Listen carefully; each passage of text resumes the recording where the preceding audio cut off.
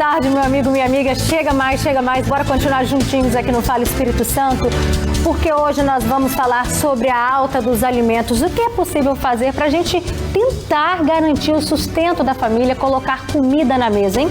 Também vamos falar sobre a pressão que nós, mulheres, sofremos. É para casar, é para ter filho e por aí vai, né? E no nosso Espaço Gourmet, hoje é o dia do quadro Tá Barato. A gente vai aprender a fazer um macarrão penne com frango e tem um molho branco de couve-flor. Olha aí, tá bonito, né? Isso tudo é daqui a pouquinho, porque agora presta bem atenção nessa informação, gente. Para uma família levar para casa uma cesta básica aqui em Vitória, tem que desembolsar, sabe quanto? R$ 611. Esse valor representa mais da metade do salário mínimo. Já parou para pensar nisso? Ó, tá difícil para colocar comida na mesa, principalmente para as mulheres que são mães solo e a única fonte de renda da família depende de quem? Delas. Acompanhe. O levantamento foi feito em 128 cidades de 26 estados e o Distrito Federal.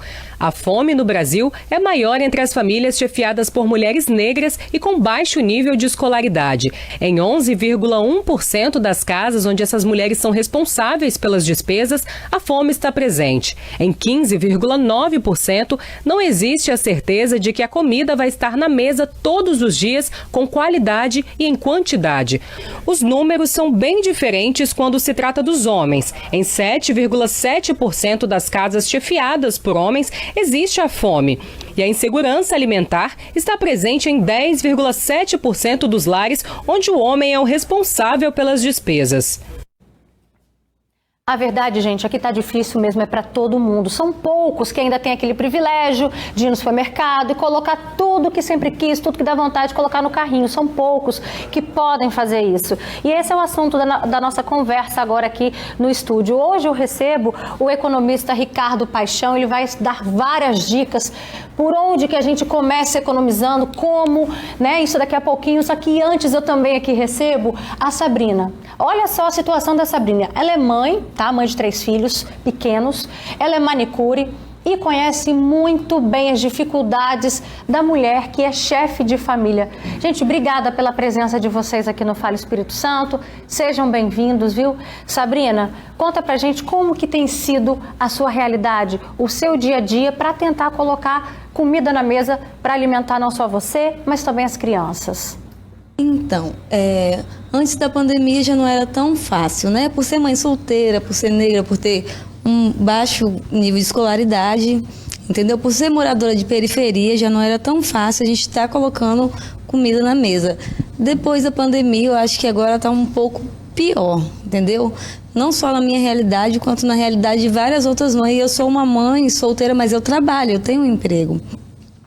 E mesmo assim eu sinto uma dificuldade ainda. Você contou para mim, né, que você é manicure, você trabalha, e aí agora na pandemia, como é que está sendo conciliar a escola dos filhos com o seu trabalho? Porque antes eles estudavam integral. Sim. E agora? Então, antes meus filhos estudavam integral, tinha um apoio da rede pública de ensino. Agora, com o ensino híbrido, a realidade está um pouco mais difícil, né? Porque eu tenho que conciliar meus dias de trabalho, a minha agenda com a escola das crianças, o tempo das crianças. Então, acabou reduzindo um pouco mais na minha renda familiar. Então, se antes você tinha o dia inteiro para trabalhar, você que é manicure, que a gente sabe que você ganha por unha feita, né? Então, sim, tempo para você literalmente é dinheiro. Se antes você tinha o dia inteiro trabalhando, agora você também só tem meio período trabalhando. Então, eu tenho meio período trabalhando, mas eu tenho uma filha de 15 anos que me ajuda bastante. Então, eu tenho que usar o recurso de ter uma filha de 15 anos que poderia estar fazendo um estágio, que poderia estar fazendo um curso, para poder estar olhando meus filhos menores para eu trabalhar. E aí, como é que você faz para colocar comida na mesa? Então, né, a gente é brasileiro, se vira nos 30. Da onde vem esse se vira nos 30? Como é que... Um pouco do meu salário, eu tenho a ajuda do Instituto Serenata, eu tenho a ajuda do Bolsa Família, mas assim, a gente vai tapando um buraco, vai colocando num lugar e tirando de outro lugar e por aí vai. Você então recebe ajuda também de cesta básica? Sim, recebo. Se não fosse essa ajuda... as coisas estariam um pouco mais difíceis, com certeza. Ricardo, a realidade da Sabrina é a realidade de muitas outras telespectadoras que a gente está agora falando aqui, de muitos brasileiros, né? Para a gente começar explicando para a dona de casa, a gente está vivendo um momento aí de inflação nas alturas. O que está acontecendo? Explica para a gente de forma didática que a gente toda semana a gente vê o mesmo alimento subindo de preço. O que está acontecendo?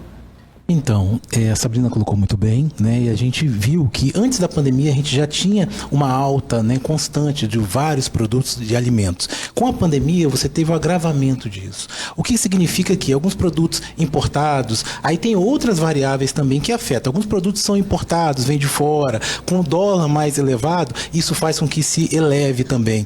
A pandemia afetou a cadeia produtiva de vários setores. Com isso a gente teve problema de embalagens, algumas empresas tiveram problema de conseguir embalagem, quando consegue vem um preço maior, né? Os combustíveis se elevando, o transporte, que muitos produtos são transportados, muitos produtos são produzidos no interior do país, são transportados para outras áreas, e isso fez com que o custo do transporte afetasse os preços de produtos. E a gente vê a alta da gasolina, então reflete também nesse transporte, que reflete no bolso do consumidor, né? E a alimentação, principalmente, né, a carne, que a gente viu subir muito, né? A gente tem vários fatores, né? Um deles também é que a China, né, que é um consumidor de proteína animal, ela teve problema para abastecer o mercado interno e acabou importando muitos produtos, né, e do Brasil. E com isso, com a alta do dólar, para quem produz a proteína animal, é mais vantajoso exportar do que você destinar para o mercado interno. E isso fez com que as pessoas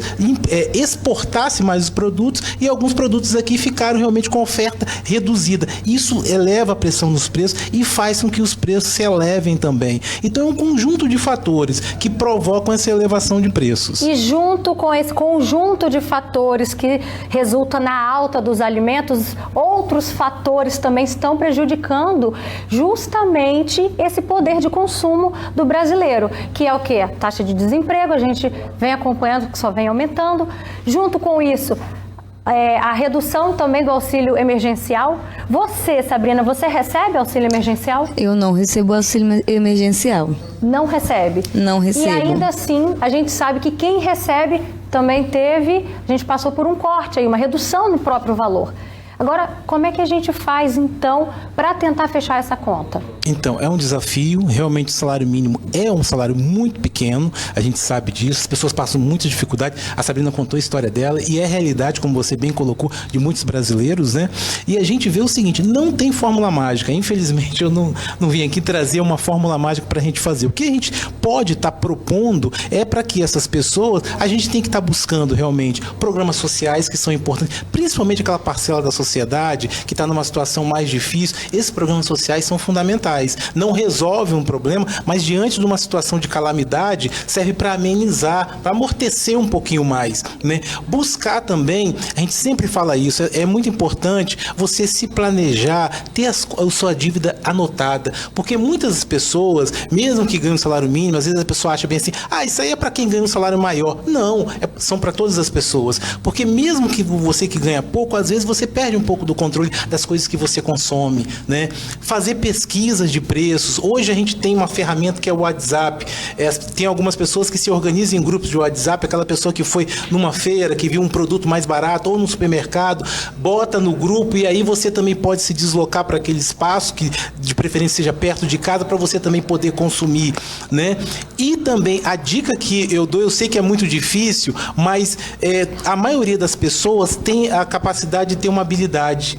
Faz um bolo, faz uma unha, né? Você faz um cabelo. Essa habilidade, a gente sugere que você transforme em renda. De repente é um filho seu que tem, é da família como um todo. E isso a gente pode, nas horas vagas, né? Quem tem hora vaga, é claro, no final de semana, você utilizar essa habilidade para você aumentar a sua renda. Então são duas estratégias, conter um pouco, se planejar um pouco mais, anotar no cadernetinho de papel suas dívidas, né? O seu grau de endividamento, e você também tentar aumentar a renda de alguma forma. Se você consegue, é bom de matemática, vou dar uma aula particular de matemática, tem um filho que tem essa habilidade. Então essa habilidade se transformando em renda aumenta um pouquinho mais o orçamento e vai dar um fôlego a mais à população que está passando uma situação bem difícil. Sabrina, você faz isso? Você anota numa caderneta todos os seus gastos fixos? A gente tenta manter anotado todos os gastos físicos, mas só que com o aumento dos alimentos não tem como manter anotado. Hoje você vai no supermercado, a carne está de um preço, amanhã você vai estar de outro valor. Então não tem como você ter uma coisa assim bem especificado, um valor especificado. Com relação ao trabalho, eu fazia antes uma unha na segunda-feira, no domingo, mas com o agravamento da pandemia, as pessoas não aceitam mais que a gente vá nas casas, entendeu? As pessoas acabam se recuando, temendo, né, o vírus. Então, ou seja, são diversos fatores que estão influenciando justamente para diminuir esse poder de compra do brasileiro. E olha só, gente, quem também tem enfrentado muita dificuldade é a Neuzimara. Ela está desempregada e tem 4 filhos. Neuzimara, boa tarde. Obrigada pela sua participação aqui no Fala Espírito Santo. Conta pra gente como é que você tem feito para se virar e tentar colocar comida na mesa para alimentar você, as crianças. Boa tarde. Eu tenho feito o que eu posso, né? Com uma faxina, com um freelance aqui e ali, para poder tentar manter, porque com a pandemia eu não estou conseguindo trabalhar com carteira assinada. Aí eu estou fazendo o que eu posso, me virando, entendeu? Certo. E aí, as crianças, elas em casa, o que você percebe, né, diante desse remanejo que você tem que fazer na hora de ir no supermercado? As crianças entendem isso ou não? Ficam pedindo as coisas para a mamãe? Você conversa sobre isso? Sim, a minha de 10 anos ela até entende, mas as outras duas de 7 e de 5 elas não entendem. Elas querem tomar café da manhã, elas querem lanchar, elas querem, entendeu? O iogurte, que são sempre assim, sempre comprei as coisas delas, entendeu? Sempre elas estão acostumadas a tomar um iogurte, tomar um Toddy, comer um biscoito, entendeu? Então, assim, e com a falta de serviço nessa pandemia, assim, é tudo regado. O que aparece, assim, eu tenho que ir, entendeu? Para poder tentar manter elas. Então, aí fica um pouquinho difícil, né? As outras duas menores não entendem muito, mas a maior até que entende. E a gente, como mãe, a gente sabe que chega até a doer, né? Quando a gente não pode atender um pedido de alimento para os filhos. A gente não está falando de coisa supérflua. A gente está falando de uma necessidade básica, que é o alimento. Sim. Agora, vem cá, você é mãe solo. Você cuida das crianças sozinha, não é isso? Sim, sou mãe solo, sou separada, eu tenho 4 filhos, meu filho mais velho tem 22 anos, mas eu sou do meu primeiro casamento, né? O meu segundo casamento eu tenho essas 3, e tem 2 anos que a gente está separado, e é assim, ele não trabalha de carteira assinada, quando ele tem, ele traz, quando ele não tem, eu tenho que ir sempre que sobe para a mãe, né? Porque mora com a mãe tem que fica com a responsabilidade maior, que é também aquela pressão, né? Que assim, e é tudo na mãe. Os filhos, mãe, eu quero isso, eu quero aquilo, entendeu? E aí, você tem algo em comum com a Sabrina, que também está aqui com a gente participando do estúdio, que são mães que cuidam sozinhas do filho, né? Tem essa carreira, digamos, a carreira solo, que a gente popularmente a gente fala. E aí, deixa eu tirar uma dúvida aqui com o Ricardo Paixão, que é o economista que está participando com a gente, Neuzimara. Por que as famílias com baixa renda são as mais afetadas no momento difícil desse que a gente está vivendo, principalmente as mulheres que são chefes de família, Ricardo? Então, na verdade, dentro do orçamento das famílias, você tem um peso muito elevado dos alimentos. Então são os alimentos, geralmente 60%, 70% do valor da renda dessas famílias é destinado à alimentação básica. Quando os preços desses itens se elevam acima da média, isso tem um peso muito grande no orçamento dessas pessoas e faz com que elas deixem de adquirir outros bens para poder conseguir o básico, uma cesta básica, para dar alimentação, como você bem colocou. Então, assim, diante de um cenário de calamidade, realidade, né, que está acontecendo da pandemia, essa situação tende a se agravar, porque a Sabrina já destacou e também a outra entrevistada também colocou muito bem.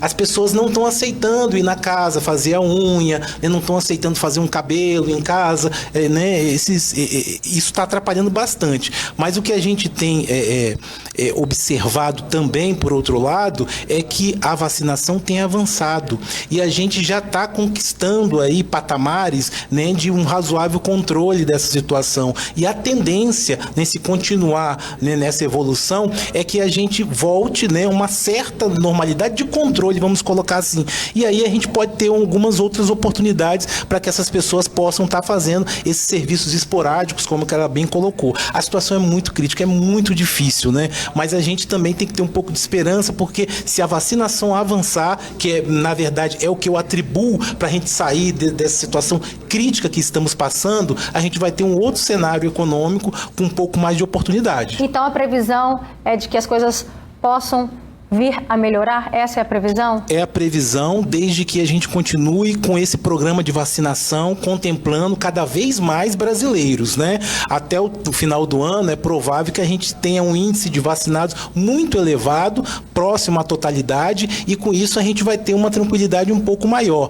Tem que continuar também, como os pesquisadores já estão estudando, essas novas cepas que estão surgindo, a gente está verificando também a eficácia dessas vacinas que a gente está tomando, para a gente poder também se proteger, porque se essas cepas também forem controladas, nós vamos ter um cenário muito favorável. Isso faz com que o empresariado observe um otimismo, ele produz mais, ele presta mais serviço, vai precisar contratar, então de repente aquela pessoa que está desempregada vai ser contratada. Isso gera um ciclo virtuoso que a gente chama na economia, com que a gente faz que a renda média se eleve, mais oportunidade de trabalho, e aí melhora para todo mundo, que é o que a gente quer e a gente almeja. Tá aí a importância, meu amigo, minha amiga, da vacinação, tá bom? Que é um efeito dominó, né? Nisso tudo, em todo esse envolvimento da saúde e da economia. E olha só, aqui no Facebook, cadê? Peraí que tinha um comentário muito bacana, achei, do Gilberto Marcelino. Ele fala, as pessoas compram no supermercado, um exemplo, uma mão a R$4. E aí, no dia seguinte, uma mão está a R$6. Aconteceu comigo, Roberto, ele tá falando.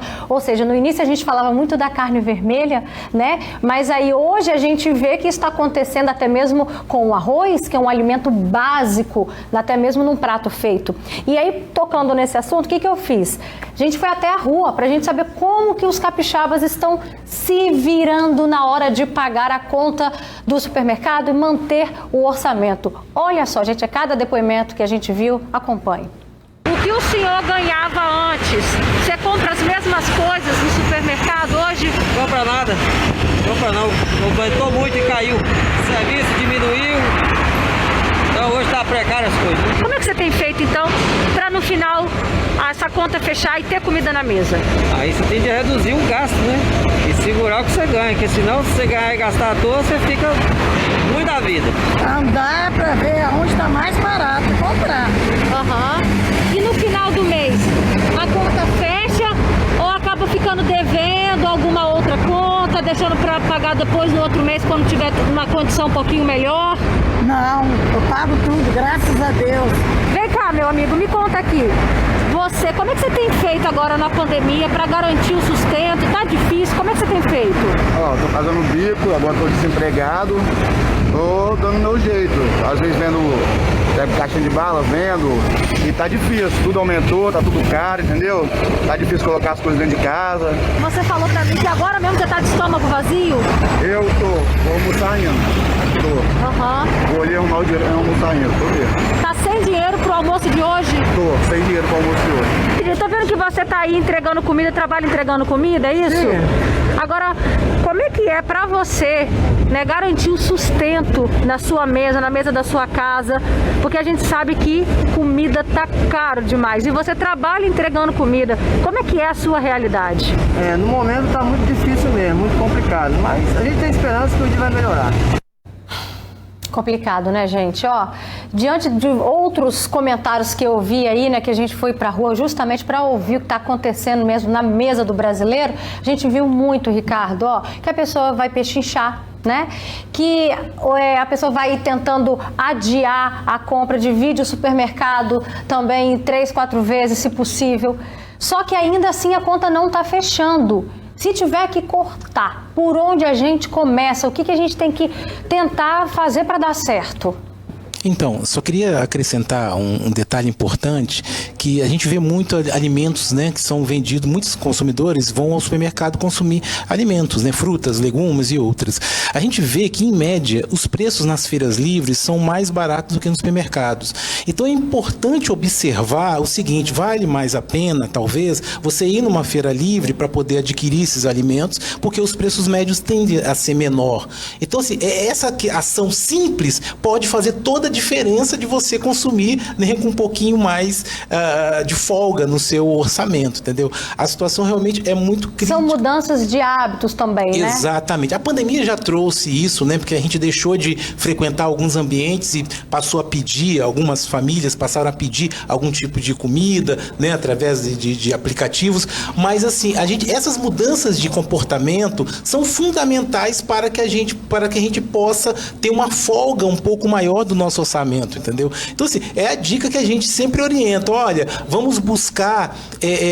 Ricardo, mas se eu for em 3, 4 supermercados, eu vou me deslocar, vou estar gastando passagem de ônibus, ou vou estar gastando combustível. Aí cabe a pessoa também ter o grupo de aplicativo, como eu mencionei. Porque às vezes você não foi, mas seu vizinho foi. E aí você vê o preço. Eu falei, a Sabrina colocou aqui, quando eu falo de se planejar, é você anotar para você ter uma dimensão do seguinte: olha, nós estamos no metade do mês e meu salário já foi todo embora. Só para que a gente possa ter um controle, porque realmente os preços variam muito. Mas se você anota, você já sabe: olha, eu estou na metade do mês, eu não tenho mais dinheiro para poder comprar mais alguns itens, vou ter que usar outros meios para poder adquirir isso. Então, assim, não tem saída. A gente tem que buscar alternativas de comprar as coisas mais baratas, tentar substituir alguns itens também, que é possível. Você vê a carne vermelha que subiu muito, algumas pessoas passaram a adquirir frango, ovos, depois mas esses até outros isso itens subiu também, subiu. né? É o efeito deslocamento que a gente chama na economia, né? Porque acaba que a demanda se desloca para um item. Até o arroz, gente, que é super básico. Mas esse fluxo, ele é sazonal, ou seja, a tendência é dar aquela alta inicial e depois a tendência é que se reduza um pouco, pelo menos alguns itens. Está observando sempre a possibilidade de substituir um item dentro de casa, que você possa, um item que está mais barato. Se o peixe, eu vi um peixe mais barato, passou uma promoção, aquele carro, daquele, né, moço que vende aquele peixe para mim, vamos comprar aquele item para nós que está mais em conta. Tem que estar buscando essas alternativas. Esses dias eu mesma fui à peixaria e aí o rapaz lá me ofereceu: não quer levar não, ó, o peixe está aqui, está mais barato do que a carne. Eu falei: opa, na mesma hora, né? Sabrina, sobre essa mudança de hábito, de ir para a feira, você também já tentou fazer dessa forma? A gente tenta de todas as formas, né? Sempre tem um vendedor ambulante, uma barraquinha, uma banquinha que a gente compra 3 por 5 e a gente vai fazendo da melhor forma. Olha aqui, a Fabrícia Alves Xavier falou: não tem como cortar nada. Olha o valor do gás. Sabrina, você tá aqui, ó, gente, a Sabrina chega a estar concordando aqui, balançando a cabeça, porque a comida você ainda consegue com a ajuda, né? Você ainda recebe uma cesta básica como doação. E aí, o gás? Aconteceu comigo mês passado. Acabou o gás no meio do mês. E o que você fez? Pedi ajuda aos compadres, né? A gente tem amigo pra isso, graças a Deus. Porque a gente tem que recorrer a alguém. Aí a gente pede ajuda e fica aquela conta no final do mês. Aí no final do mês você pensa: e agora? Eu tirei de um lugar e vou colocar no outro. E a luz? E é assim que vai, entendeu? Você vai revezando? Revezando, tirando de um lugar, colocando no outro. Tem uma conta de luz, acabou o gás, vou pagar o gás. Eu vou comprar o gás e vou deixar 2 contas de luz no mês que vem. E por aí vai. Deixa eu também conversar de novo aqui com a Neuzimara, que está participando com a gente pela internet. Neuzimara, você também já passou pelo mesmo problema do gás? É isso aí mesmo, meu gás acabou ontem. Acabou ontem? Acabou ontem. E é assim, a gente vai empurrando, tira de um para poder suprir o outro e assim vai. E aí, o que você fez? Como é que você se virou? Eu tirei da conta da internet, que minha mãe tinha poder pagar, poder estar comprando gás, aí, entendeu? Aí mês que vem a gente vê que faz. E a gente sabe que a conta da internet, a internet está sendo mais do que nunca muito importante, por conta do estudo das crianças. Porque até mesmo que é uma coisa que interte elas, né? Por causa da televisão, aí elas ficam mais dentro de casa, poder se interter aqui, porque sem internet eu também não consigo dar conta, né? Que é 3. Aí com a internet já me ajuda bastante. Ricardo, e aí? A realidade da Sabrina, a realidade da Neusimar, a realidade de muitas pessoas que estão acompanhando agora o Fala Espírito Santo, fica difícil, né? Fazer a conta, fechar no final do mês, aí muitas das vezes acabam até recorrendo ao empréstimo, mas também quem está com problema de nome sujo também não consegue isso com facilidade, e isso reflete na nossa saúde mental, e a gente sabe que quando também reflete na própria alimentação, isso lá na frente também vai gerar outro problema de saúde no corpo. E aí, como que a gente faz?